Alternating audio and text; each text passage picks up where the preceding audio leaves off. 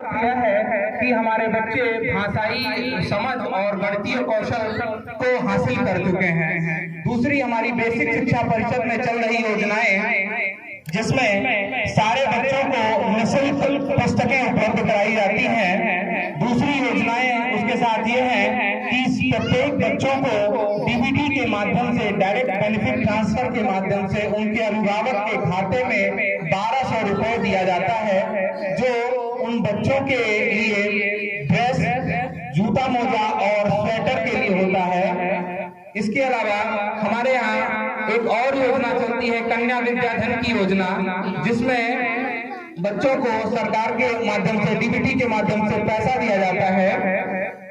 निःशुल्क यूनिफॉर्म के लिए डीबीटी के माध्यम से पैसा दिया जाता है।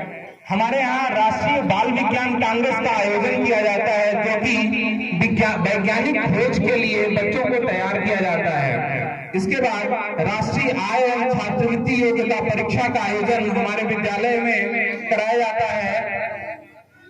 इसके अलावा उत्तर प्रदेश सरकार के दिए हुए गणित किट और विज्ञान किट के माध्यम से हमारे यहाँ विद्यालय में शिक्षण का कार्य कराया जा रहा है। आपको यह बताते हुए मुझे खुशी हो रही है कि हमारे यहाँ 239 बच्चों का नामांकन है, और जिसके तहत 209 बच्चों को डीबीटी के माध्यम से 1200 रुपए उनके खाते में प्रेषित किया जा चुका है। इसी के साथ मैं अपनी वाणी को विराम देता हूं और आगे की विभाग को अवसर देता हूं कि वो भी सरकार की जो महत्वपूर्ण और कल्याणकारी योजनाएं हैं, जो हर आम जनमानस को पहुंचना चाहिए, हम हर आम जनमानस के पास वह सूचनाएं मिलनी चाहिए, जिससे वह भी उसका हकदार बन सके। मैं चाहूंगा कि वो भी अपनी योजनाओं को बताएं और निश्चित तौर पे जो सबसे गरीब से गरीब तबका है, उसे इस सरकारी योजनाओं का लाभ अवश्य दिलाएं। धन्यवाद। बहुत बहुत धन्यवाद मास्टर साहब। अब तक जितने गांव में हम लोग गए, लगभग ब्लॉक के हर गांव में सबसे अधिक छात्र संख्या विद्यालय में मिली। इसके लिए ये लग रहा है कि यहाँ शिक्षा अच्छी दी जाती है, इसीलिए बच्चे भी हैं। आपको बहुत बहुत करेक्शन दिया जाएगा। कोई व्यक्ति ऐसा नहीं बचेगा कि जिसके हाथ टूटी का करेक्शन ना दिया जाए। और आप लोग अच्छे से टूटी का करेक्शन लगवा लेंगे। कहीं कहीं गांव के लोग ये सोचते हैं इसकी बिल आएगा, बिल के कारण वो टूटी का नहीं लगवाना चाहते हैं। अगर आप लोग टूटी नहीं लगवाएंगे तो जान लीजिए सोच रहे बिल आएगा, शराब पिएंगे तो बिल इतनी मात्रा नहीं आएगी जितनी आप लोग दे ना सकेंगे, क्योंकि बिल बहुत सीमित आएगी और उसको आसानी से सकेंगे। जैसे आप लोग जानते हैं अपना नल लगवाते हैं पानी पीने के लिए, तो उसका वाटर खराब हो जाता है तो पैसा कौन देता है? आप ही देते हैं ना।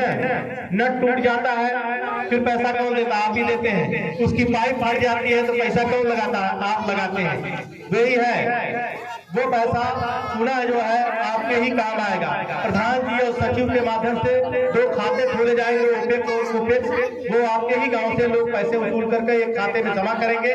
जो टंकी की वहाँ कोई मरम्मत के लिए कहीं टूटेगी फूटेगी पाइप, उसके मरम्मत के लिए वो पैसा लगाया जाएगा, क्योंकि आपको बराबर पानी मिलता रहे। किसी दिन आपकी वाटर खराब हो जाती है तो आप दूसरे नल में पानी लेने जाते कि नहीं जाते? दिक्कत होती कि नहीं होती है? इसीलिए वो पैसा जो है कि आपको बराबर पानी की किल्लत ना झेलना पड़े, बराबर आपको पानी मिलता रहे। इसी प्रकार की सरकार की योजना है कि जो आपको 30 रुपए महीने की बिल आएगी, कोई ज्यादा बिल नहीं आएगी। अब आप समझते हैं कि गैस बिल फ्री में बांटी गई, इसकी कीमत बढ़ गई। आप ये जानते हैं कि गैस कहाँ से आती है? गैस के प्लांट लगे हैं, उसके दूर से आती है, उसमें खर्चा लगता है, पैसा लगता है, फैक्ट्री उसकी है। इस प्रकार से उसकी कीमत बढ़ सकती है। और ये पानी आपके ही भूमि से आएगा।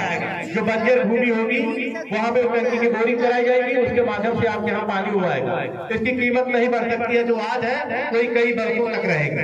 भैया कई लोग हैं शहर प्रदेश में गए होंगे।